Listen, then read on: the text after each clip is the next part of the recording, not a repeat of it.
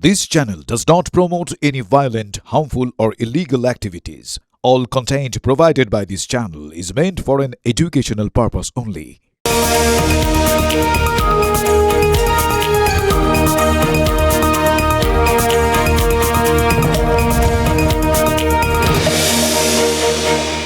হীরক রাজার দেশেতে সেই যে রাজামশাই শিখিয়েছিলেন ছড়ায় করে যে শেখার কোনো শেষ নাই, শেখার চেষ্টা বৃথা, তাই ভুল বলেছিলেন।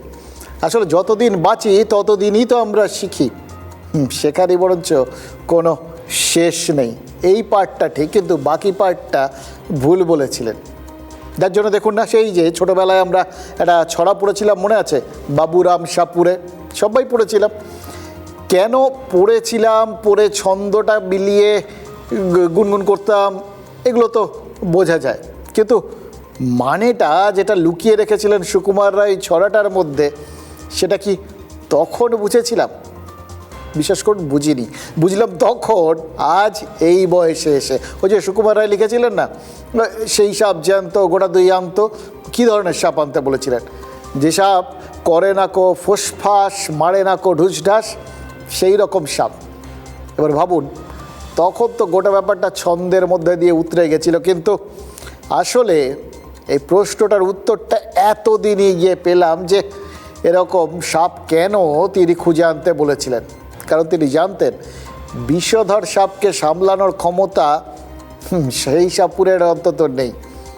এসব সাপুরে ওঝা টোঝার বিষয় কতটা বিজ্ঞানসম্মত কতটা নয়, মানে ওই বীজ ঝাড়ার জায়গাটায় এ সমস্ত যুক্তিতক্ক ভুলে যান। শুধু ভাবুন যে সাপের বীজ ঝাড়তে পারে বলে ছেলে ভোলানো প্রচার চলে, সেই ওঝাই যখন সত্যি সত্যি সেই সাপের ছোবলটা খায়, তখন কি হয়? যা হয় সেটা এই পূর্ব বর্ধমানের মঙ্গলকোটের জবগ্রামে বোঝা গেছে। জবগ্রামের কৃষ্ণ ওঝাকে চন্দ্রবোড়া সাপে কামড়েছিল। তারপর হাসপাতালে নিয়ে গিয়ে সময় মতো অ্যান্টিভেনাম দেওয়া হয়েছিল এবং বেঁচে গিয়ে তিনি স্বীকার করেছিলেন যে এই অ্যান্টিভেনামই আমায় বাঁচিয়ে দিল।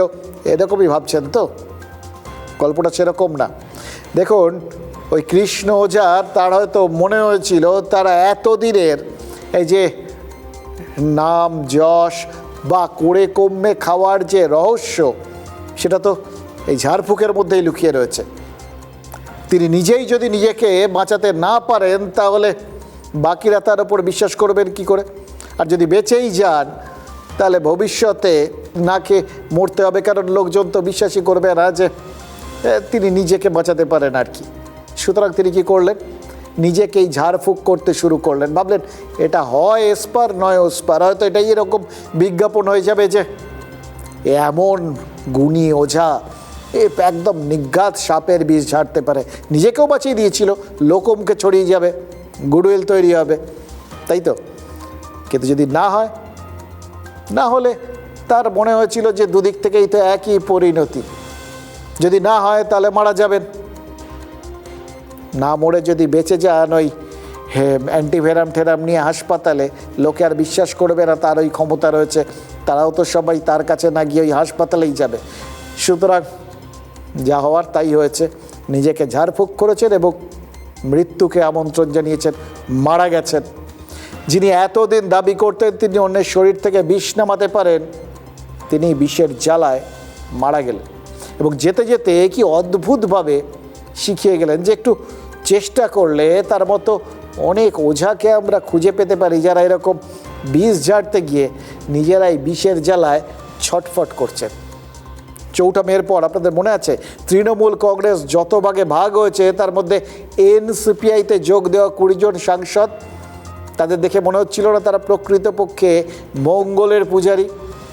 এতদিন মমতা বন্দ্যোপাধ্যায়ের আজ্ঞাবহ হয়ে পাপ করেছেন, এখন প্রায়শ্চিত্ত করতে এনডিএতে যোগ দিয়েছেন।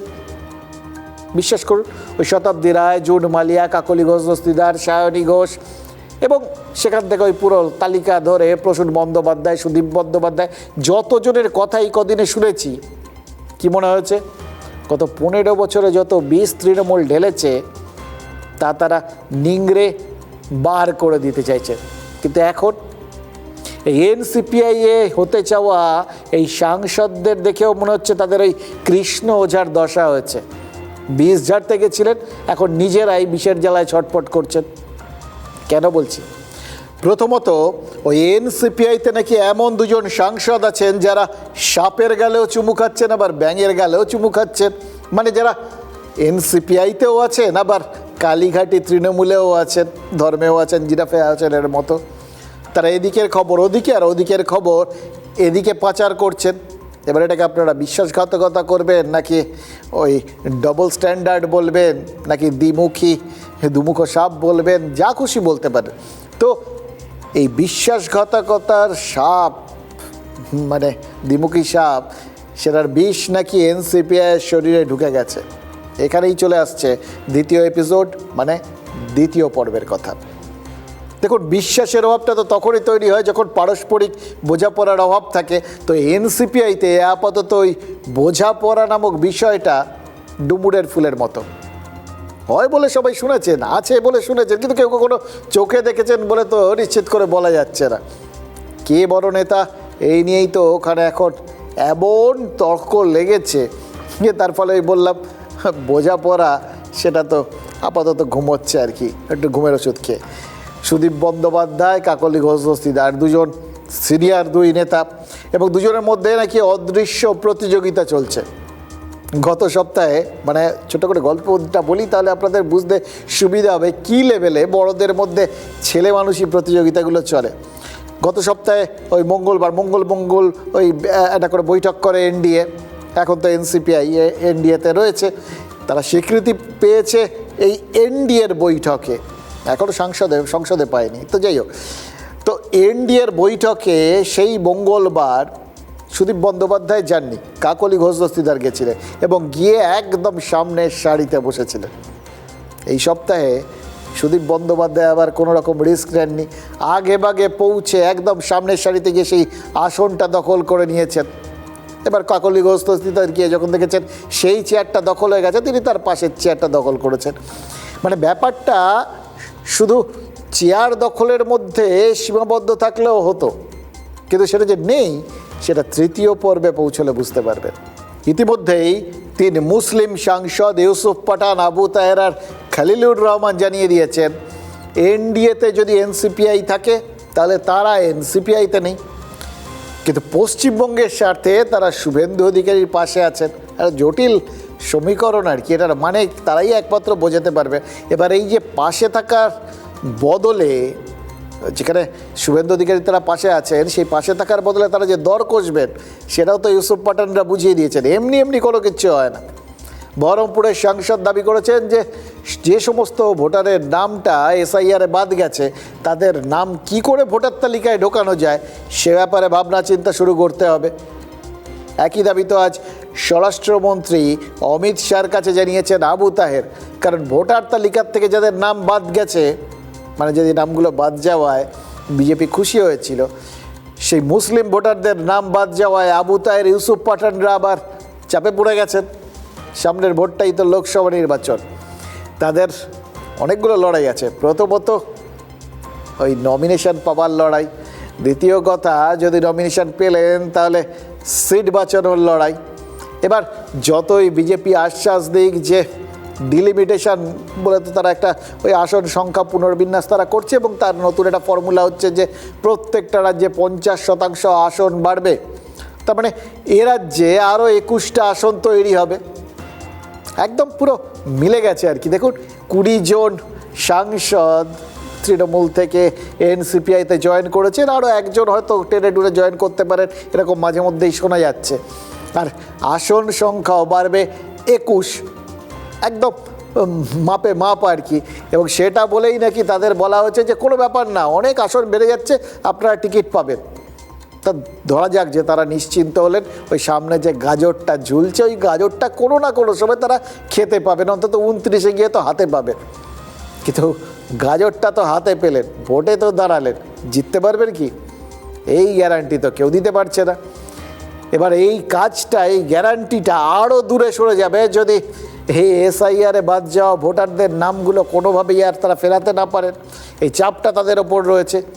সুতরাং ওই ভবিষ্যৎটা সুনিশ্চিত করার লক্ষ্যেই ইউসুফরা ওই ভোটারদের ফিরিয়ে নেওয়ার একটা দাবি রেখেছেন বা ওই ভোটারদের বাজি হিসেবে তুলে ধরেছেন। शुभेंदु अधिकारी जी से मीटिंग हुई और उनसे ये मांग रखी है कि जो वोटर्स 27 लाख से 32 लाख वोटर्स जो है उनके नाम काटे गए। मेरे साथ खलील साहब भी थे, अबू ताहिर भी थे। हम तीनों ने ये डिमांड रखी है कि जो 27 से 32 लाख लोगों के जो नाम काटे गए तो जो ट्राइब्यूनल कोर्ट में गए हैं उनको कंसिडर किया जाए और ये प्रोसेस है उस प्रोसेस को आसान बनाया जाए। डिमांड रखी है तो उन्होंने आश्वासन दिया है कि इसके ऊपर हम जरूर काम करेंगे। এসআইআর আমাদের বড় প্রবলেম। আমার শুধু মুর্শিদাবাদে 5 লক্ষ মানুষের নাম বাদ দেওয়া হয়েছে যারা সেখানে স্থায়ী বসবাস করে, জন্মসূত্রে তারা বাংলার নাগরিক। তাদের জন্য স্বরাষ্ট্রমন্ত্রীর দ্বারস্থ হয়েছিলাম, উনি এগুলো সহানুভূতির সঙ্গে বিবেচনা করার আশ্বাস দিয়েছেন। আরে এসআইআর আর অন্য কিছু নিয়ে যদি সরব হতে হয়, হাউসের মধ্যে সরব হননি কেন? এবার এই সমস্ত ঝক্কি ঝামেলা শুভেন্দু অধিকারী কেন সহ্য করবেন বলুন তো? মানে এটা তো কেউ ভাবতেই পারে যে এগুলো বাড়াবাড়ি না। এক তো চলে এসছেন যখন কোনো না কোনো কারণ আছে, আসবেন আবার দরাদরিও করবেন। তো যদি ধরুন রেগে মেগে শুভেন্দু অধিকারী বলে দিলেন যে দাবি মানা সম্ভব নয়, তাহলে তো ঝামেলা চুকে যায়। কিন্তু মুশকিল হলো এক্ষেত্রে বিজেপির তো এখন সাপের ছুঁচো গেলার মতো অবস্থা হয়েছে। না এই এনসিপিআইকে তারা গিলতে পারছে, না ওগরাতে পারছে। সংসদে সংখ্যাধিক্যের দরকার তো আছে, নাম্বার গেম তো, সংখ্যা দরকার। সেই যে বিল পাস করাতে সংখ্যা দরকার, সেই জন্যই এনসিপিআইকে প্রয়োজন। এনসিপিআইটা তো ওই প্রয়োজনেই, মানে এই 20 জন এরা আসলে একটা সংখ্যা। এই 20টা সংখ্যা মানে 20টা ভোট, সেই 20টা ভোটকে নিশ্চিত করতেই তো, এবং যাতে দলত্যাগ আইনটাকে এড়ানো যায়, ওই জন্যেই তো এনসিপিআইতে জয়েন করানো। এবার সেটার পেছনে যে শুভেন্দু অধিকারীর ভূমিকা ছিল এবং এটাকে যে বিজেপি সম্পূর্ণরূপে তারা সমর্থন করছে বা সহায়তা দিচ্ছে, সেটা তো যে মুহূর্তে এনসিপিআইকে এনডিএতে ঢুকিয়ে নেওয়া হয়েছিল তখনই পরিষ্কার হয়ে গেছিল। ফলে এখন ইউসুফ পাঠানদের কথাটা গুরুত্ব দিয়ে শোনা, সেটা শুভেন্দু অধিকারীদের কাছে বাধ্যবাধকতা। কারণ তৃণমূল তথা বিরোধী জোটকে দুর্বল করতে হলে এদের গুরুত্ব দেওয়া প্রয়োজন। আর তাই মঙ্গলবার দিল্লিতে এনসিপিআই সাংসদদের সাথে বৈঠক করে আসার পর আগামীকাল তিনি আবার ঋতব্রত শিবিরের সাথে বৈঠক করতে চলেছেন বলে খবর। ইউসুফ দিল্লিতে যা দাবি করেছেন, আগামীকাল ঋতব্রতরাও তো সেই দাবি জানাতে চাইছেন বলে শোনা গেছে।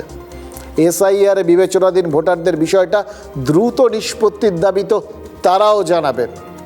এবার দেখুন, দাবি জানানোর মধ্যে হয়তো একটা নমনীয়তা থাকবে, একটা বন্ধু বন্ধু ভাব থাকবে, কিন্তু দাবিটা তো জানাবেন। মানে একটা অনুরোধের আসরের মধ্যে গিয়ে পড়বেন মুখ্যমন্ত্রী, এবং সেটাতে তিনি যে উপস্থিত থাকবেন সেটা তো তিনি সম্মতি দিয়েই দিয়েছেন। তার মানে বুঝতে হবে সংসদের মতো বিধানসভাতেও এই দ্বিখণ্ডিত তৃণমূলের সুবিধাটা বিজেপি নিতে চাইছে। তাই জন্যই এদের পেছনে তারা এত সময় ব্যয় করছে, বলে তো করতো না।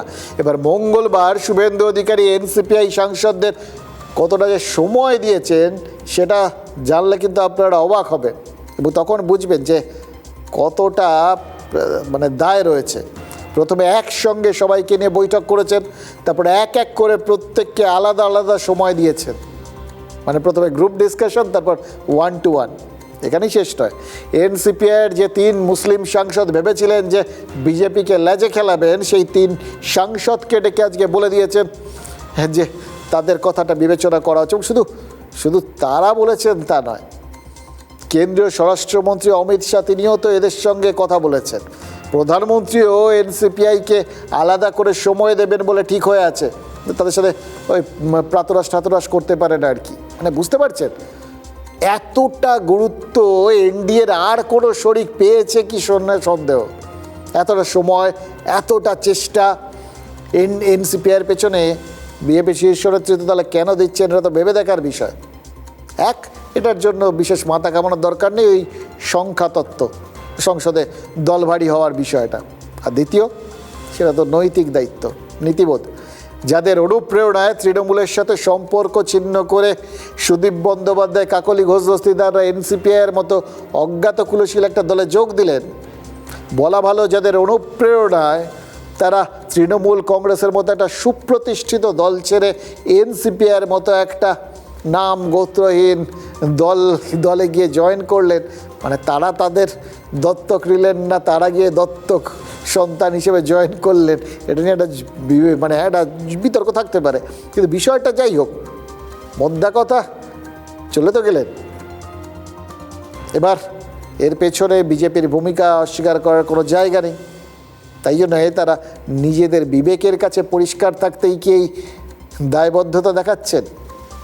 মানে এমনিতে দেখুন, এনসিপিআইকে নিয়ে কেন এই অস্বস্তিটা? সংসদে স্বীকৃতি দেওয়া যাচ্ছে না কারণ আইনগত দিকটা সম্পর্কে সুনিশ্চিত হতে পারছেন না স্পিকার। একটা অজ্ঞাত কুলশীল দল ভোটে লড়েনি, কিছু লড়েনি, হঠাৎ করে এই ছাপ্পর ফাড়কে পাওয়ার মতো হঠাৎ করে না চাইতে এক কাঁদি 20খানা সাংসদ পেয়ে গেলে এটা হয় নাকি? সুতরাং এদের নিয়মিত ভোকাল টনিক তো দিতেই হবে। এরা এটা মনমরা হয়ে যেতে পারেন না, না ঘরকা না ঘাটকা হয়ে যাচ্ছি। এই কাজটা তো বিজেপি নেতৃত্বকেই করতে হচ্ছে। ফলে এটাই এত কিছু করে এদের চাঙ্গা রাখার কারণটা একটাই, প্রয়োজনের সময় এরা ভোটটা দেবেন এবং এই সমস্ততে যদি কিছু না হয়, এটাই হচ্ছে আলটিমেট ভোকাল টনিক। চিন্তা করবেন না, বিজেপিতে নিয়ে নেওয়া হবে। সেজন্যই নিয়মিত দেখা সাক্ষাৎ করতে হচ্ছে বলে খবর পাওয়া যাচ্ছে। আমাদের পার্টি যখন প্রাইম মিনিস্টার অফিস থেকে ফোন এসেছিল তখন এটাই বলেছিল যে এনডিএ এমপিদের সঙ্গে মিটিং, সেটাই হবে, এটুকুই জানি। এনসিপির সবাই যাবে দিদি মিটিংয়ে? আছেন দিল্লিতে? বাইরে সবাই তো নেই, কালকে আবার সিএম এর সঙ্গেও মিটিং আছে ওদের, আবুধায় সিএম এর সঙ্গেও মিটিং আছে, তার জন্য ওরা চলে যাবে।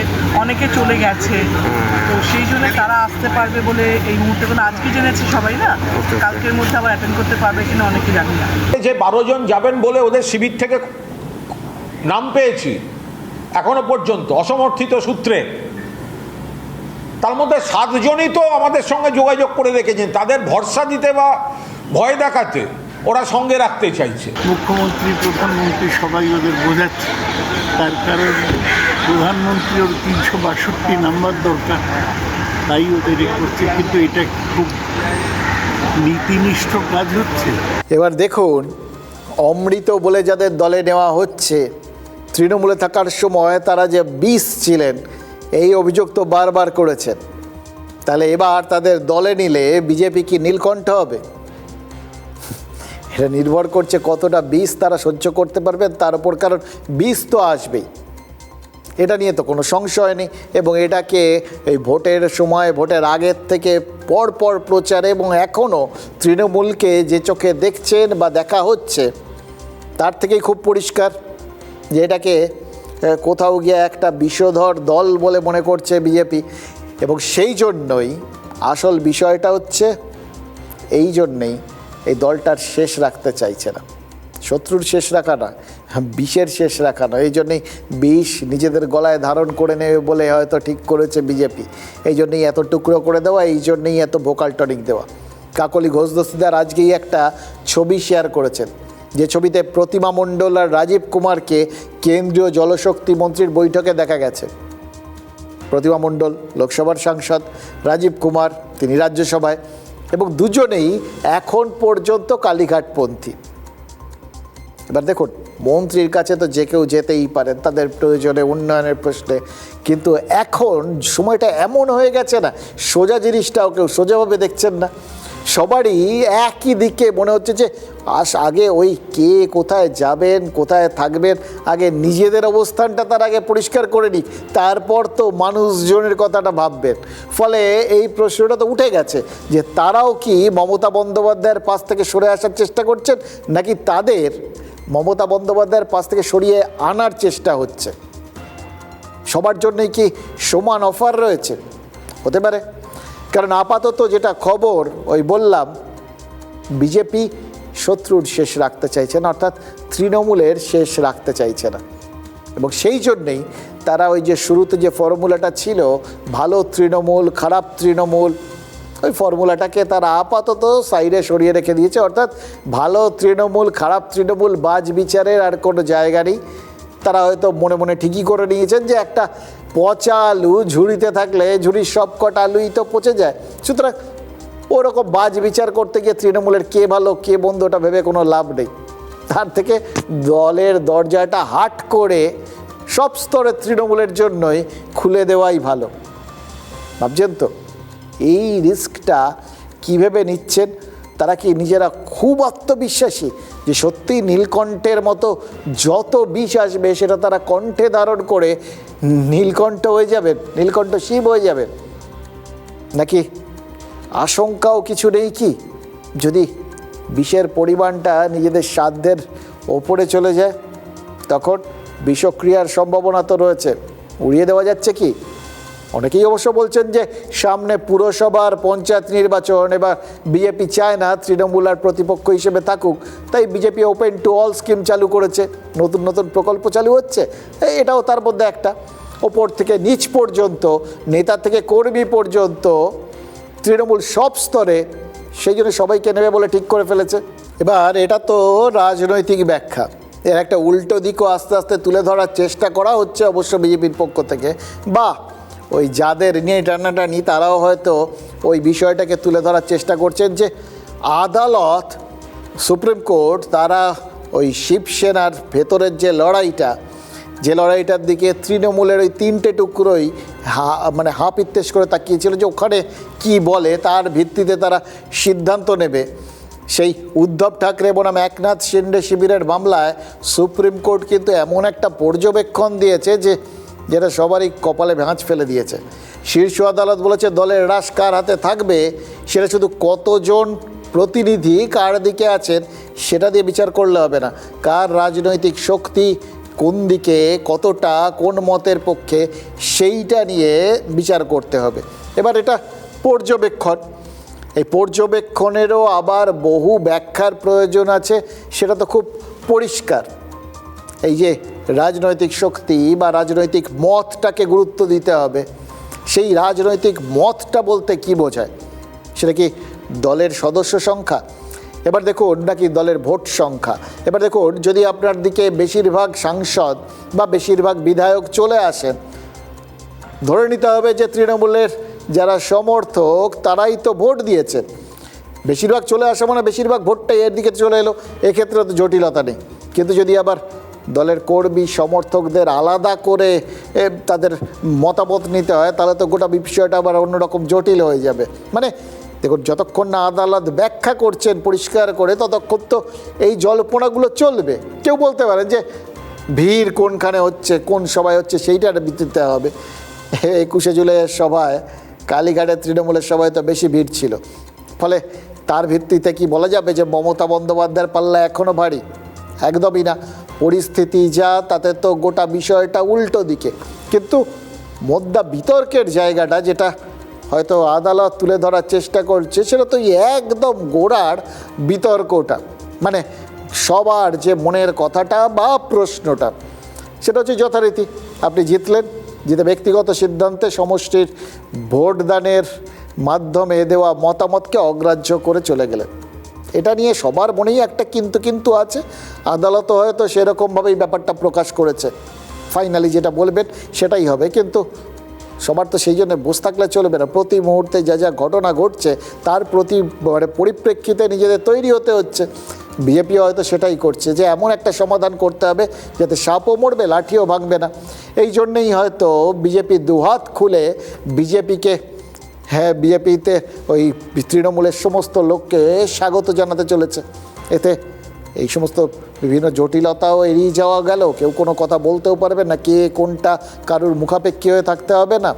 এবং সব থেকে বড় কথা, যদি এনডিএতে ধরে নেওয়া যাক যে এনসিপিআই স্বীকৃতি পেল, বা ওই আলাদা করে ঋতব্রতরা কোনো একটা ব্যাখ্যায় স্বীকৃতি পেলেন আর কি, তো তারপর তারা এদিকে ঋতব্রতরা না এখানে বন্ধুত্বপূর্ণ বিরোধী হলেন, কিন্তু ওখানে তো এনসিপিআই তারা এনডিএর অন্তর্ভুক্ত হয়েই গেলেন।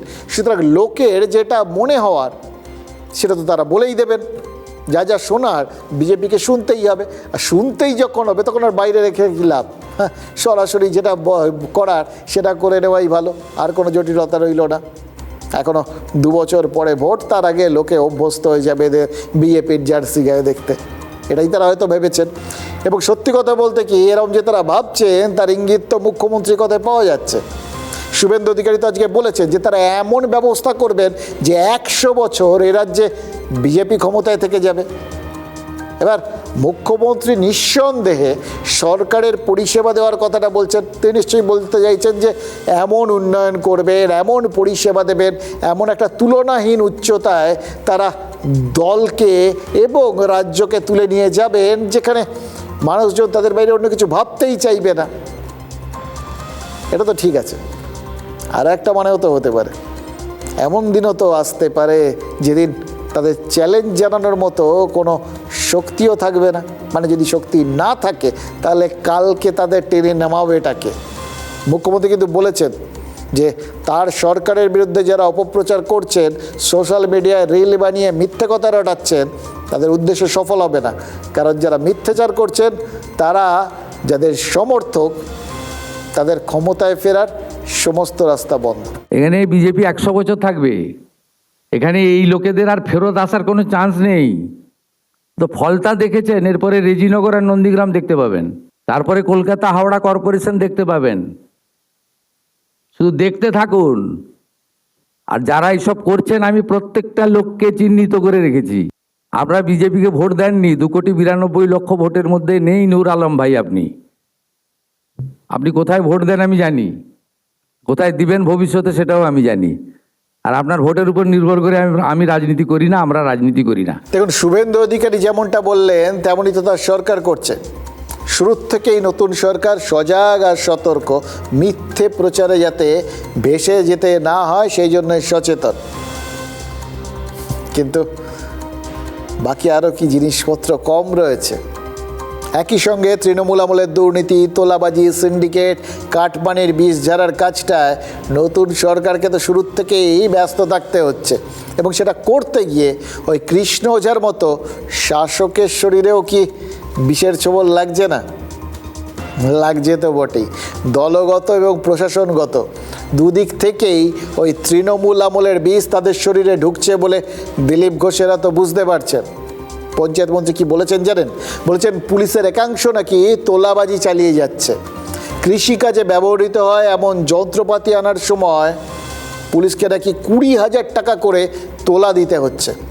এবার এই কথাটা যখন রাজ্যের একজন মন্ত্রী বলছেন তখন তো বুঝতে হবে যে এই বিষক্রিয়ার বিষয়টা সম্পর্কে সরকার ওয়াকিবহাল এবং ব্যাপারটা বিপজ্জনক জায়গায় গেছে।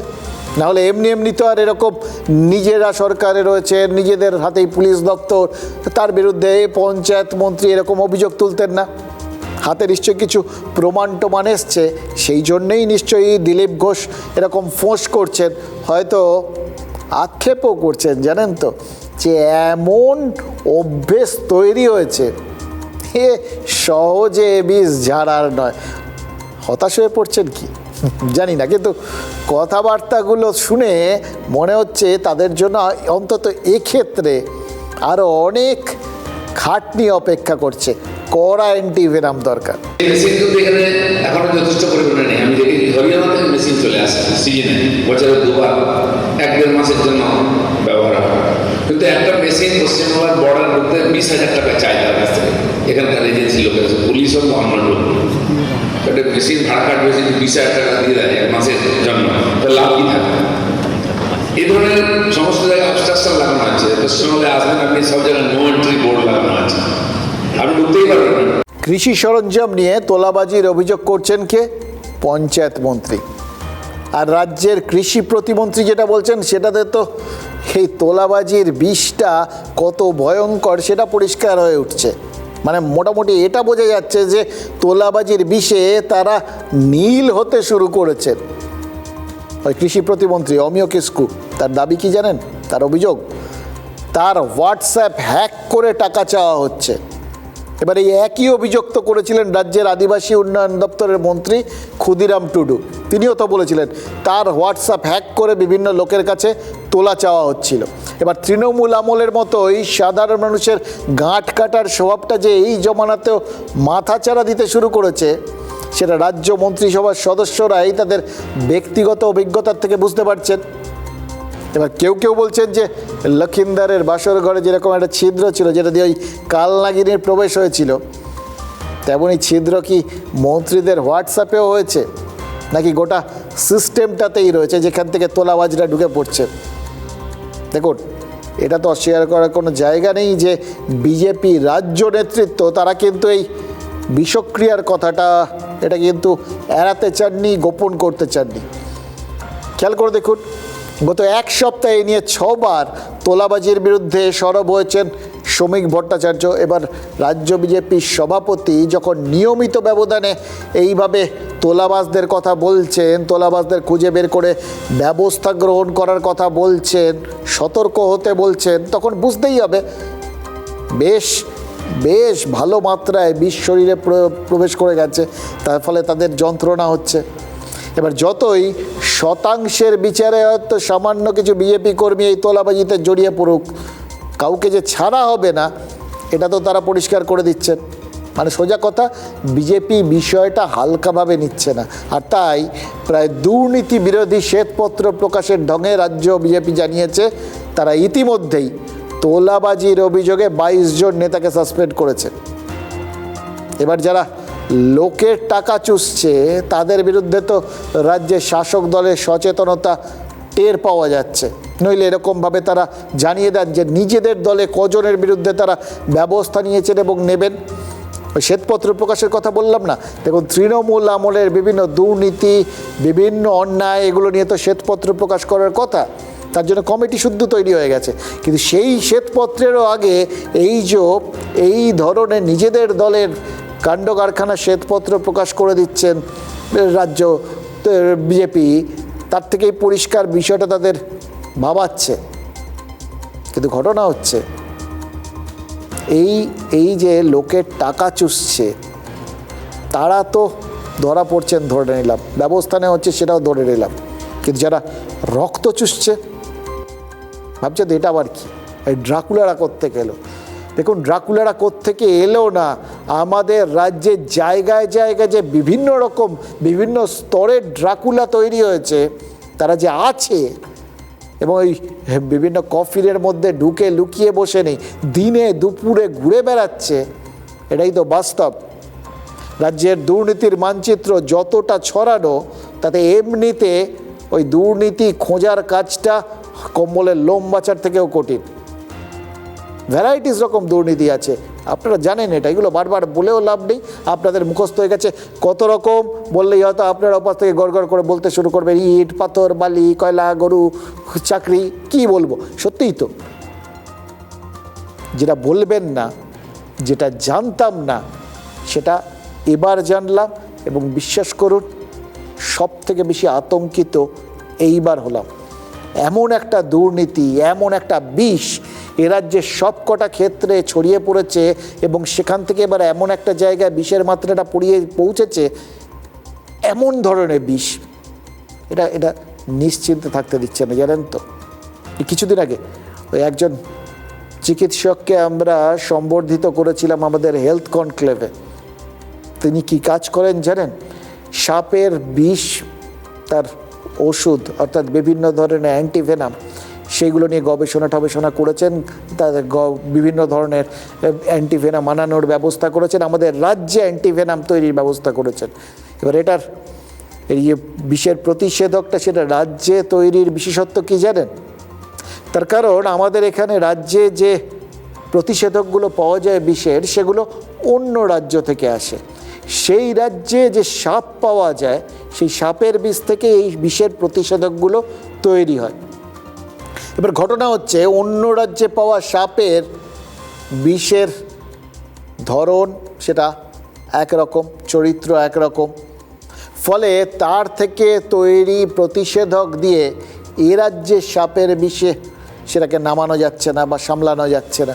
সেই জন্যেই এই রাজ্যের সাপগুলোর বিষ থেকে এই রাজ্যেই প্রতিষেধক তৈরিটা কতটা গুরুত্বপূর্ণ সেটা তুলে ধরা হয়েছে। ঠিক একইভাবে তো এখানে দুর্নীতিরও তো একদম বঙ্গীয়করণ হয়ে গেছে।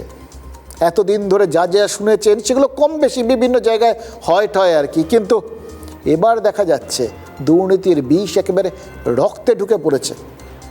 রক্ত দুর্নীতি সামনে এলো, ভাবতে পারেন এটাই দেখার বাকি ছিল। রক্ত নিয়েও যেরকম দুর্নীতি হতে পারে, এইরকম যে উদ্ভাবনী শক্তি যারা দুর্নীতিবাজ তাদের থাকতে পারে, সেটাও তো এই গত 15 বছর দেখিয়ে দিল আমাদের। আমরা বিভিন্ন সময় দেখেছি তো যে রাজনৈতিক উদ্যোগে, আর রাজনৈতিক উদ্যোগ মানে গত 15 বছরের পুরোটাই তো তৃণমূলময়। সেখানে রক্তদান শিবির হয়েছে ভুরি ভুরি, সব জায়গায় নেতা কর্মীরা সবাই গিয়ে হাজির হয়েছেন। মানে আপনি যদি রক্তদান করবেন না ঠিক করেন, তাও তারা হাজির হয়ে বহু ক্ষেত্রে রক্তদান শিবির করার ব্যবস্থা করে দিয়েছে। তো সেই রক্তদান শিবির থেকে রক্ত সংগ্রহ হয়েছে, আর মোটা টাকায় সেই রক্ত প্লাজমা বাইরে বিক্রি হয়ে গেছে। প্রায় 4 কোটি টাকার প্লাজমা ভিন রাজ্যে বিক্রি করে দেওয়ার অভিযোগ উঠেছে। কাঠগড়ায় উঠেছে রাজ্যের 11টা ব্লাড ব্যাংক। এবার অভিযোগটা সামনে এনেছিলেন খোদ রাজ্যের স্বাস্থ্যমন্ত্রী শারদ মুখোপাধ্যায়। আর তারপরে যেটা পাওয়া গেল না, সেটা একদম চমকে দেওয়ার মতো। সরাসরি তৃণমূলের এর সঙ্গে যোগ থাকার প্রমাণ পাওয়া গেছে দুর্গাপুরে। কি জানা গেছে জানেন? তৃণমূলের রক্তচোষা দুর্নীতির হাত থেকে নাবালকরাও রেহাই পাননি। দুর্গাপুরের বেসরকারি স্কুলের 3 নাবালক পড়ুয়ার শরীর থেকে রক্ত নিয়ে নেওয়া হয়েছে। খেয়াল করে দেখুন, 3-4টে এটার ধাপ রয়েছে, 3-4টে দিক রয়েছে। এক এক করে যদি বলি না, আপনারা চমকে উঠবেন। প্রথমত, গোটা চক্রের পাণ্ডা হিসেবে যার নাম উঠে এসছে, সে এক তৃণমূল নেতা। মানে নাবালক পড়ুয়াদের শরীর থেকেও প্রাক্তন শাসক নেতারা রক্ত চুষেছেন। শিউরে উঠলেন তো? রাজনীতির একটা পুরনো স্লোগান আছে না, ক্যাচ দেম ইয়াং। এটা সবসময় একটা ইতিবাচকভাবে ব্যবহার করা হয়, কিন্তু দুর্গাপুরের ঘটনাটা দেখিয়ে দিচ্ছে রক্তচোষার রাজনীতিতে এই স্লোগানটাই হয়তো এই তৃণমূল নেতারা সামনে রেখেছিল। এবার এখানেই তো দ্বিতীয় ভয়টা। কিভাবে রেখেছিল জানেন? তাদের টাকা দিয়ে রক্ত দিতে প্রলুব্ধ করেছিল। নাবালকদের থেকে রক্ত, এমনি সাবালকদের থেকেই সবার থেকে রক্ত নেওয়া যায় না, সেখানে নাবালকদের থেকে রক্ত নেওয়া তো একদম বারণ। তৎসত্ত্বেও সেই প্রজন্মটাকে টাকার লোভ দেখিয়ে এই রকম অন্যায় পথে এবং নিজেদের সর্বনাশের পথে নিয়ে গেছিল এই তৃণমূল নেতারা। এটা দ্বিতীয় দিক। এবং তৃতীয় দিক হচ্ছে কি জানেন? এই বাচ্চাদের আনতে হবে তো, বাচ্চাদের লোভটা তো দেখাবেন, কিন্তু তার আগে বাচ্চাদের তো ধরে নিয়ে আসতে হবে। এই জন্য এই বাচ্চাদের ধরে নিয়ে আসার জন্য ওই বাচ্চাদেরই, এক শ্রেণীর বাচ্চাকে তাদেরও টাকার লোভ দেখিয়ে আড়কাঠিতে পরিণত করেছিল এই নেতারা। ভাবতে পারছেন একসঙ্গে কতগুলো অন্যায়? একটা প্রজন্মকে প্রাণে শুধু না, মানে, মনে, মননে, সমস্ত দিক থেকে মেরে ফেলার কি চক্রান্ত আমাদের চারপাশে ছড়িয়ে রেখেছিল। এটাকে যদি আপনারা এই ড্রাকুলা না বলেন, ড্রাকুলা রাজনীতি না বলেন, তাহলে কোনটাকে বলবেন বলুন তো? আমি 2বার দিয়েছি, আর 200 টাকা করে দিয়েছি 2বারই। হ্যাঁ, বলেছিল যে আমাকে দেবে 250 টাকা, আর যে রক্ত দেবে তাকে দেবে 300 টাকা। রক্ত সংগ্রহে স্কুল ছাত্রদের টাকার টোপ, রক্তচোষাদের টার্গেট নাবালকরা। তৃণমূল নেতার চাপে বেআইনিভাবে রক্ত সংগ্রহ, মারাত্মক অভিযোগ ঘিরে তোলপাড় পশ্চিম বর্ধমানের দুর্গাপুর। তো দেবপ্রিয় আমাকে বললো, ভাই রক্ত দিবি? তাই আমি বললাম, না এখন তো আমার হবে না, আমার বয়স হয়নি, তাই আমি দিতে পারবো না। আমাকে বললো, কি ভাই দিয়ে দে, অনেক দরকার আছে। মিশন হসপিটালে। দেবপ্রিয় দাদা কি বলেছিল? বলেছিল যে তুই কি ব্লাড ডোনেট করবে, মানে অন্য কারোর। তো আমি বললাম, না অন্য কেউ তো নেই। বলছে পাড়ার কেউ থাকলে তাহলে অন্য কন্ট্যাক্টে দিস। অভিযুক্ত স্কুল ছাত্রের দাবি, অমিত প্রসাদ যাদব নামে এক তৃণমূল নেতা ব্ল্যাকমেল করে কালো কারবারে বাধ্য করে। মুচিপাড়ার বাসিন্দা অমিত প্রসাদ যাদব একজন টিএমসি মেম্বার ছিল। আমাকে বলে যে ভাই দেখ, তোকে একটা ভালো আইডিয়া বলছি, আমি যেখানে যেখানে তোকে ব্লাড দিতে বলবো তুই ব্লাডের ব্যবস্থা করে দিবি, তোর সোনা তোকে আমি 30 আগস্টের মধ্যে রিটার্ন করে দেবো। আমি ওর কথা অনুযায়ী আমি প্রত্যেকটা ব্লাড ব্যবস্থা করে দিই। আর যারা ব্লাড দেয় আমাকে বলেছিল যে কোনো ছেলে আনতে পারিস, কোনো অসুবিধা নেই, আমাদের হসপিটালে সমস্ত ছেলে চলে। সূত্রের খবর, 3 নাবালক পড়ুয়াকে টাকা লোভ দেখিয়ে একটি বেসরকারি হাসপাতালে নিয়ে যাওয়া হয়। সেখানে এক রোগীর আত্মীয় পরিচয় দিয়ে তাদের রক্তদান করানো হয় বলে অভিযোগ রক্ত সংগ্রহের জন্য সরকারি নথিতে নাবালকদের সাবালক হিসেবে দেখানো হয়। বিশাল বড় একটা র্যাকেট আমার যা মনে হচ্ছে। এটা যদি প্রশাসন একটু সাহায্য না করে বাচ্চাদের লাইফ ফিক্স হয়ে যাবে।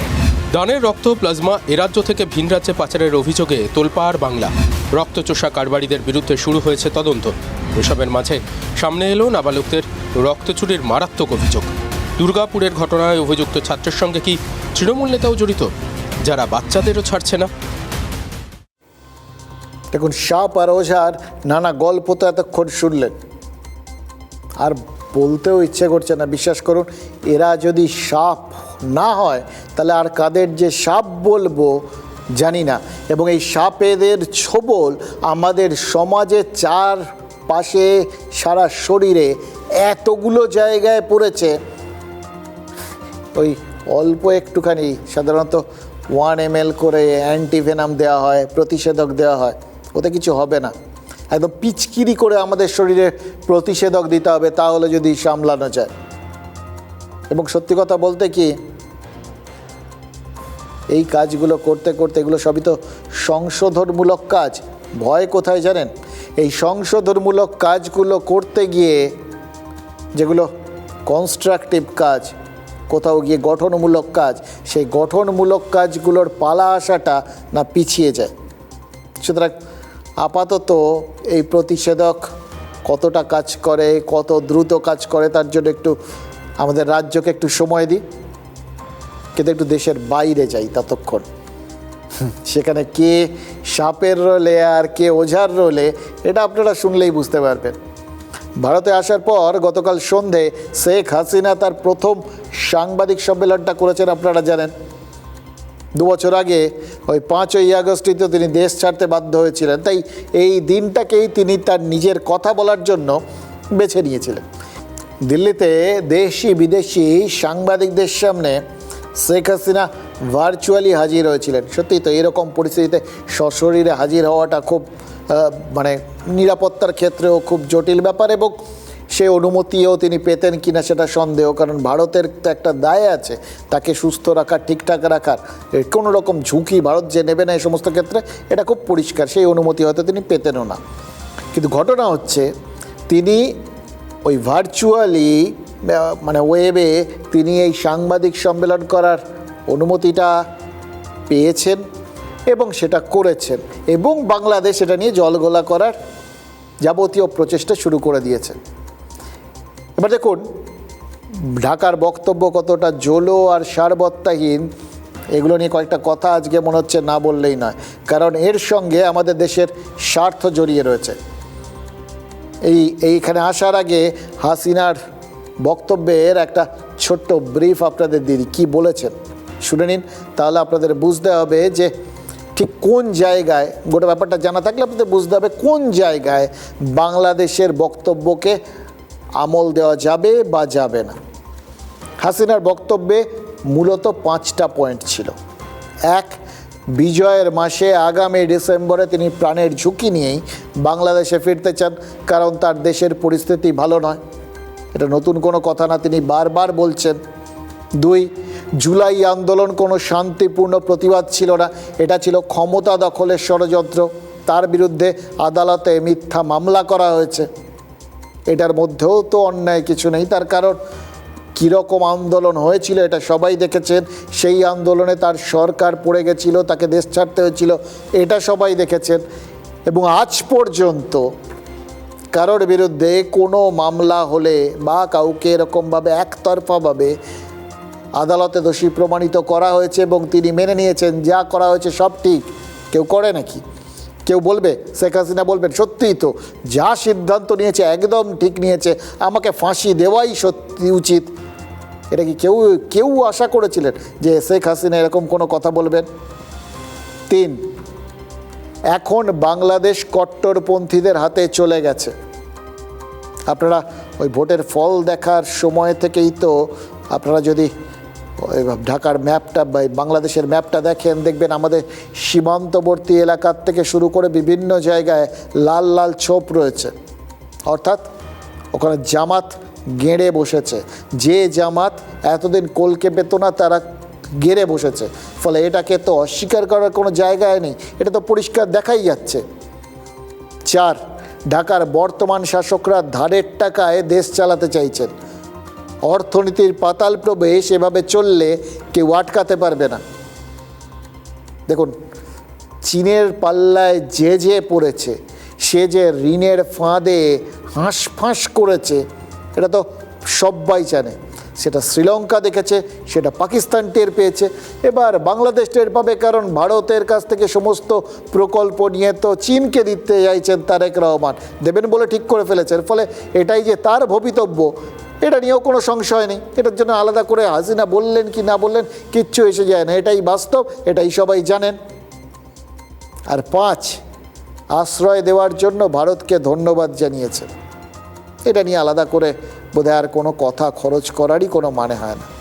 এবার এই প্রেস মিটে ভার্চুয়ালি উপস্থিত ছিলেন বাংলাদেশের জাতীয় ক্রিকেট দলের প্রাক্তন ক্যাপ্টেন তথা আওয়ামী লীগ নেতা সাকিব আল হাসান। প্রেস মিটটা শেষ হতেই খুলনার ওই মাগুরায় সাকিবের বাড়িতে দুষ্কৃতীরা ভাঙচুর চালায়, আগুন লাগিয়ে দেয়। মানে বুঝতে পারছেন, শোনা যাচ্ছিল ওই পেট্রোল বোমা টোমা ছোড়া হয়েছে। এবার খেয়াল করে দেখুন, একজন দেশের প্রাক্তন ক্রিকেট দলের ক্যাপ্টেন, যাকে ঘিরে এতদিন ধরে মানুষজনের আবেগ একটা চরম জায়গায় ছিল, শুধুমাত্র তিনি ওই ভার্চুয়াল বৈঠকে সেখানে অনলাইনে উপস্থিত ছিলেন বলেই তার বিরুদ্ধে এই মুহূর্তে ক্ষোভ। অথচ সেই ক্ষোভটা মাত্রা ছাড়াও না, এটার থেকে প্রমাণ কি হয়, মানে এটা একটা সংগঠিত ক্ষোভের বহিঃপ্রকাশ দেখানো। বেছে বেছে তার বাড়িতে এটা করার কারণ, তাহলে সবার নজর ওখানে গিয়ে পড়বে আসলে এটা সাকিব আল হাসানের বাড়ি। আর 5 জনের অন্য কোনো সাকিবের বাড়িতে হলে এতটা নজর সবার পড়তো না। কিন্তু এটা দেশ বিদেশে ছড়িয়ে যাবে যে এরকম যদি হাসিনার সঙ্গে কেউ যদি থাকেন, তাহলে তার এই রকমই পরিণতি হবে, তারা এরকমভাবেই আক্রান্ত হবে। মজা কি জানেন, একই দিনে প্রধানমন্ত্রী থাকার সময় ঢাকায় শেখ হাসিনা যে বাড়িটিতে থাকতেন, সেখানে বাংলাদেশের এখনকার প্রধানমন্ত্রী তারেক রহমান জুলাই জাদুঘরের উদ্বোধন করেছেন। এবার জুলাই জাদুঘর তিনি জুলাই যোদ্ধাদের জন্য উৎসর্গ করলেন। মানে বাংলাদেশে যে জিনিসটাকে কেন্দ্র করে এরকম একটা উত্তাল হলো, যে জিনিসটাকে কেন্দ্র করে পরবর্তী ক্ষেত্রে মৌলবাদের এত উত্থান হলো, যেটা নিয়ে বাংলাদেশিরা, মুক্তমনারা সবাই ক্ষুব্ধ, তারা যে সবাই একটা আশঙ্কিত যে এরকম একটা মানসিকতা তাদের বাংলাদেশটাকে দখল করে নেবে, সেই যাবতীয় ভাবাবেগকে অস্বীকার করে ওই নির্দিষ্ট দিনে এটা দৃঢ় কণ্ঠে বুঝিয়ে দেওয়ার চেষ্টা হলো যে আসলে বাংলাদেশ অসহিষ্ণু মৌলবাদের হাতে চলে গেছে। যে কাজটা মোহাম্মদ ইউনূসের আমলে শুরু হয়েছিল, সেই কাজটার ধারাবাহিকতা যে তারেক রহমানের সময় অব্যাহত, সেটাই হয়তো বোঝা যাচ্ছে। এবং এই জায়গায় শেখ হাসিনার সঙ্গে আমাদের দ্বিমত হওয়ার তেমন কোনো জায়গা নেই।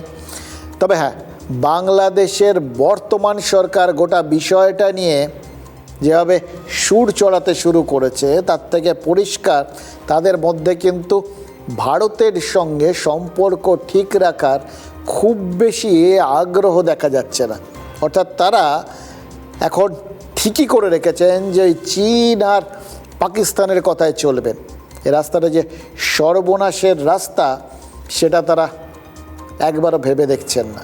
এবং ভারত কিন্তু উল্টো দিক থেকে সেই জায়গাটাই বারবার বলে আসছে যে তারা প্রতিবেশীর সাথে সুসম্পর্ক রাখতে চায় এবং তারা চায় প্রতিবেশীরাও ভালো থাকুক। আমাদের দেশের সরকার খুব স্পষ্ট করে দিয়েছে যে হাসিনার বক্তব্য সেটা তার একান্তই ব্যক্তিগত, এটা নিয়ে ভারতের কিছু বলার নেই। আর সাংবাদিক সম্মেলন আয়োজনের পেছনেও সরকারের কোনো হাত নেই। ভারত কিন্তু বলতে পারতো শেখ হাসিনাকে করতে দিয়েছি, উনি আমাদের এখানে আছেন, আমরা যা করেছি বেশ করেছি। ভারত বলেনি, তার কারণ ভারত শিষ্টাচার এবং নিয়ম নীতি মেনে চলছে। এই সম্মেলনের আয়োজন করেছিল দিল্লির ফরেন করেসপন্ডেন্টস ক্লাব। এবার এখানটায় যে বক্তব্য শেখ হাসিনা রেখেছেন তার আগে কিন্তু ভারত তারা সরাসরি শেখ হাসিনাকে এটা বলে দিয়েছিল যে ভারতের মাটিকে ব্যবহার করে কোনো রকম উস্কানিমূলক কথাবার্তাকে তারা কিন্তু সমর্থন করবে না বা সেটাকে অ্যালাউ করবে না। এবং শেখ হাসিনা এমন কোনো কথা বলেননি, এই 5টা পয়েন্ট বললাম, যেগুলোকে আপনাদের মনে হবে আসলে তিনি উস্কানি দিচ্ছেন। কোথাও তিনি বলেননি যে তিনি দেশের সরকারকে দেশের সরকারের সাহায্যে উৎখাত করতে চান। তিনি দেশে ফিরতে চেয়েছেন, চাইবেন তো, এটা তো কারোর কিচ্ছু বলার নেই। এবং সব থেকে বড় কথা, এই বাংলাদেশের সরকার তারা তো বারবার শেখ হাসিনাকে প্রত্যর্পণের কথা বলছিলেন, ফিরিয়ে দেবার কথা বলছিলেন। ভারত সেটা কি করবে না করবে ভারত নিজের মতো করে চলে, তাদের কথায় কিছু হবে না, এটা তো পরিষ্কার। কিন্তু শেখ হাসিনার তার নিজের ইচ্ছে সেটা তো তার ওপর নির্ভর করে। এবং সব থেকে বড় কথা, শেখ হাসিনা একজন প্রাক্তন রাষ্ট্রপ্রধান, ভারতের রাজনৈতিক শরণার্থী। একজন রাজনৈতিক শরণার্থী কোনো দেশে কি অধিকার পাবেন কি পাবেন না সেটা পরিষ্কারভাবে রাষ্ট্রপুঞ্জের 1951 সালের ওই শরণার্থী কনভেনশন আর 1967 সালের প্রোটোকলে বলা আছে। চাইলে রহমান সাহেব সেটাকে, তারেক রহমান সেটাকে পড়ে নিতে পারে। রাষ্ট্রপুঞ্জের সনদ অনুযায়ী আমরা জোর করে শেখ হাসিনার মুখ বন্ধ করতে পারি না, যদি না তিনি ভারতের স্বার্থ বিরোধী কোনো মন্তব্য করেন বা তার কথায় আমাদের বিদেশ নীতিতে কোনো সমস্যা হয়। এক্ষেত্রে কোনোটাই হয়নি। বাংলাদেশ আসলে জলটা ইচ্ছে করে ঘুলিয়ে তারপর সেই ঘোলা জলে মাছ ধরতে চাইছে। মানে বুঝতে পারছেন, তারা চায় না যে শেখ হাসিনা নিজের ইচ্ছায় দেশে ফিরুন, তারা প্রত্যর্পণ চায়। কারণ তখন দেশের মানুষকে তারা দেখাতে পারবেন যে ভারতও যুদ্ধাপরাধী হিসেবে তাকে আর রাখতে চায়নি, এরকমই তারা তুলে ধরার চেষ্টা করবেন। কারণ শেখ হাসিনাকে তারা তো যুদ্ধাপরাধী বানিয়ে দিয়েছে। আর যদি শেখ হাসিনা স্বেচ্ছায় ফেরেন তাহলে তো তার সঙ্গে মানুষের আবেগ যুক্ত হয়ে যাবে। সেই আবেগকে সামলানো তখন রাজনৈতিকভাবে সমস্যা হয়ে দাঁড়াবে জামাত বা বিএনপির কাছে। ফলে যদি কোনোভাবে ওই একবার আওয়ামী লীগ এই আবেগের হাওয়াটা পালে পেয়ে যায় এবং তারা ওখানে আবার ক্ষমতা ওলটপালট হয়ে যায়, দেখেছেন তো কি সহজে ওখানে ক্ষমতা ওলটপালট হয়, তাহলে তো আবার চীন পাকিস্তানের অসুবিধে। এই জন্যেই তারা কোনোভাবেই এই কথাগুলোকে সহজভাবে নিতে চাইছেন না। Whatever fate awaits me, I will return to my people. I cannot stay away while my beloved countrymen are suffering. I know I may be detained, I may be sent to prison. They may try to enforce verdicts issued in fabricated cases, but fear cannot decide my duty to the people. The time December month is our victory month. So I want to go back in the month of December. কেননা হাসিনা যদি বাংলাদেশের মাটিতে যদি ডিসেম্বরে যদি বাংলাদেশে যদি আবার হাসিনার দ্বিতীয় প্রবর্তন, হাসিনা কিন্তু এর আগে প্রথম প্রবর্তন হয়েছিল, হ্যাঁ, এটা হচ্ছে দ্বিতীয় প্রবর্তন যদি হাসিনার হয়ে থাকে তখন কিন্তু সব থেকে পলিটিক্যালি এবং সমস্ত দিক থেকে কিন্তু ক্ষতিগ্রস্ত হবে এই শক্তিগুলো। বিএনপি পলিটিক্যাল পার্টি বিএনপি থাকবে, কিন্তু ক্ষতিগ্রস্ত হবে জামাত ইসলামী নামক রাজনৈতিক দলটি এবং এনসিপি নামক যে সমস্ত দিক থেকে যে আমেরিকার অঙ্গুলি হলন এবং ইউরোপ এবং পাকিস্তানের অঙ্গুলি হলনে যে বিপ্লব করেছিল, যে জুলাই আন্দোলন করেছিল, তাদের সবথেকে বড় ক্ষতি হবে। তার কারণেই তারা কিন্তু বাংলাদেশে যাতে বিএনপির ওপরে এবং তারেক জিয়ার ওপরে চাপ সৃষ্টি করার জন্য তারা কিন্তু অলরেডি কিন্তু মাঠে নেমে পড়েছে। দেখুন, এই শেখ হাসিনাকে কেন্দ্র করে না দুপক্ষ মানে ওই তীর্থের কাক বলে না, এই তীর্থের কাকের কথাটা মনে পড়ে যাচ্ছে। এক ওখানে তারেক রহমান তারা বসে আছেন তীর্থের কাকের মতো, মৌলবাদীরা বসে আছেন তীর্থের কাকের মতো। অপেক্ষায় কি শেখ হাসিনাও নেই? তিনিও তো ফিরতে কবে পারবেন তার জন্য অপেক্ষায় বসে আছেন। এই কাকের কথা বললাম না, এটা কাকের ছবি দেখাই আপনাদের, খুব খুব সিগনিফিক্যান্ট ছবি, জানেন তো। আমি একদিন চলতে চলতে, আমারই তোলা, হঠাৎ করে দেখলাম যে একটা কলের নিচে এরমভাবে একটা কাক বসে আছে। প্রথমে মনে হলো কাকটা কি মারা ঠাড়া গেছে নাকি, তারপর দেখলাম না, কি অদ্ভুত, কি তাৎপর্যপূর্ণ একটা ছবি না। একটা কল শুকনো খটখটে, তার নিচে একটা কাক বসে আছে। হয়তো কোনো কালে সে কল থেকে জল পড়তে দেখেছিল, সেই আশাতেই, আশায় বাঁচে চাষার মতোই কাকে অবস্থা হয়েছে। সে ওইখানে গিয়ে হয়তো ওই আশাতেই বসে আছে যে কোনো না কোনো সময়ে জল পাবে। অনেকক্ষণ ঘাড় ঘুরিয়ে কলটাকে দেখছিল। এটাকে কি ওই কাকস্য পরিবেদনা বলে জানি না। দেখুন, শেষ পর্যন্ত যখন গিয়ে কলটা খুলে দিলাম, তখন ওই হয়তো জল পড়লো, কাকটা উড়ে গেছিলো তার আগে এগোতে দেখে, কিন্তু শেষ পর্যন্ত ফিরে এসে আবার দেখলাম ঠিক জলের তলায় গিয়ে দাঁড়ালো। কাকের তাও জল প্রাপ্তি হলো। মাঝে মধ্যে না মানুষজনের অবস্থা এরকম হয়। আমি কলটা খুলে দেওয়ায় কাকটা হয়তো জল পেয়েছে, কিন্তু মমতা বন্দ্যোপাধ্যায় তিনি রয়্যালটি কিসে পাবেন বলুন তো, আর কিভাবে পাবেন? যতদিন ক্ষমতায় ছিলেন ততদিন তার বেতনের বেশিরভাগটাই তো তিনি ওই মুখ্যমন্ত্রীর ত্রাণ তহবিলে দান করে দিতেন বলে শোনা গেছিল। তিনি বারবার কিন্তু এটা বলেছেন, তিনি নিজেই বলতেন যে সরকারি টাকা তিনি সরকারি কোষাগারেই রেখে দিতেন। তাহলে তার সংসার চলতো কী করে? এমনিতে তিনি খুব সাধারণ জীবনযাত্রায় অভ্যস্ত বলে সবাই জানতো, কিন্তু তারপরেও কিছু তো খরচ হয়। তো সেই জায়গাটায় তিনি বারবার বলে এসছেন যে তিনি আসলে তাই যে বইগুলো লিখতেন আর যে ছবিগুলো আঁকতেন, সেই আঁকা ছবি আর লেখা বই, এই দুই, মানে ছবি বিক্রি করে আর বইয়ের রয়্যালটির থেকে যে টাকাগুলো পেতেন সেই টাকায় তা দিব্যি চলে যায়। কিন্তু সেদিন তো তার ক্ষমতায় থাকার দিন ছিল। সে সময় সেই ছবি নিয়ে, তার বিক্রি নিয়ে, তার টাকা নিয়ে বিরোধীরা অনেক কথা বলতো টলতো আর কি। এখন ঘটনা হচ্ছে, হ্যাঁ, এর বই বিক্রি হতো, এটা আমরা দেখেছি। মানে সব লাইব্রেরিকে ওই বই তো রাখতেই হতো বাধ্যতামূলকভাবে, সেটাও আমরা দেখেছি। তা অত লাইব্রেরি, তাতে যদি সব বই রাখতে হয় তাহলে তো এমনিই প্রচুর বেস্ট সেলার হয়ে যায়। মাঝে মধ্যে হতো বলে শুনেছি আর কি। কিন্তু এখন সময় বদলে গেলে সেই দায় তো আর কারুর থাকে না। এমনকি শোনা যাচ্ছে বহু জায়গায় লাইব্রেরি থেকে সেই বইগুলো নাকি তারা বারও করে দিচ্ছেন। সোজা কথায় বইয়ের কাটতি নেই এখন। দেখুন, এটা তো হতেই পারে, কখন কোন বইয়ের কাটতি হবে, কোন বইয়ের কাটতি হবে না কেউ কিছু বলতে পারেন না। কিন্তু ঘটনা হচ্ছে, যদি বইয়ের কাটতি না থাকে তাহলে তো বই বিক্রি বাবদ রয়্যালটিও আসবে না। সরকার বদলের পর লাইব্রেরির বই কেনার বাধ্যবাধকতা নেই, সেই জন্য তার রয়্যালটিতে টান পড়েছে।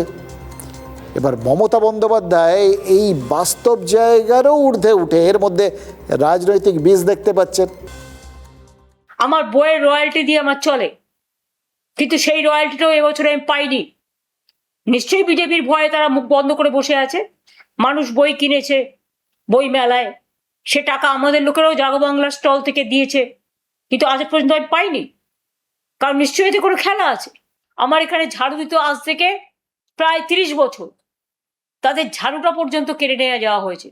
আমি আপনাদের ঝাড়ু নিয়ে পরিষ্কার দরকার হলে আমি নিজে পরিষ্কার করব। আমি বাগান পরিষ্কার করতে ভালোবাসি, আমি ঘরের কাজ করতে ভালোবাসি, কিন্তু মানুষের জানা দরকার কোন লেভেলে এরা গেছে। দেখুন, ওই কাকস্য পরিবেদনা কথাটার থেকে মনে পড়ে গেল ওই ভানু বন্দ্যোপাধ্যায় একটা বিখ্যাত হাস্য কৌতুক ছিল, যেখানে ভানু বলেছিলেন যে কাক বসে বসে পরীর হাত থেকে বেদানা খায় তাকেই কাকস্য পরিবেদনা বলে। মমতা বন্দ্যোপাধ্যায়ের কথায় কোথাও গিয়ে যে একটা বেদনার বার্তা আছে সেটা তো পরিষ্কার। তিনি এতদিন রাজ্য শাসন করেছেন, কর্মীদের ডিএ দিতে তার তখন ইচ্ছে হতো না, তাই জন্য দেননি। যখন মনে হচ্ছে যতটা দেওয়ার সেটা দিয়েছেন, না হলে বলেছেন যতই দাও পোষায় না। এখন তাকেই বঞ্চনার অভিযোগে সরব হতে হচ্ছে। কিন্তু এসব শুনে মজা পাবেন না, কারণ মাথায় রাখবেন, যতই ঘুটে পুড়ছে দেখে গোবর আসুক, একদিন তাকেও ঘুটে হতে হয় এবং তাকেও পুড়তে হয়। দিনের শেষে আপনি আমরা তো সাধারণ মানুষ। রাজনীতিকরা যা করছেন তারা তো তাদের মতো করে নিজেদের মধ্যে দোষারোপ ঠোষারোপ করে নিচ্ছেন। কিন্তু দিনের শেষে রাজনীতি তারা আমাদের ওই শুরুতে ওই আসল কাক যে আমরা, ওই যে কাকটাকে কলের তলায় বসে থাকতে দেখেছিলেন, সেটা যে আমরা, সেটা কিন্তু বুঝিয়ে দেয়। প্রথমে অল্প কিছু দেয়, আমরা তারপর লোভে পড়ে সেই কলের তলায় গিয়ে দাঁড়িয়ে থাকি, কিন্তু সেই কল থেকে আর জল পড়ে না। এটাই আসলে সাধারণ মানুষ মানে আমার আপনার ভবিতব্য। ওই কাকটার মধ্যে নিজেদের খুঁজে পান, তাহলেই দেখবেন সব কীরকম জলের মতো পরিষ্কার হয়ে গেছে।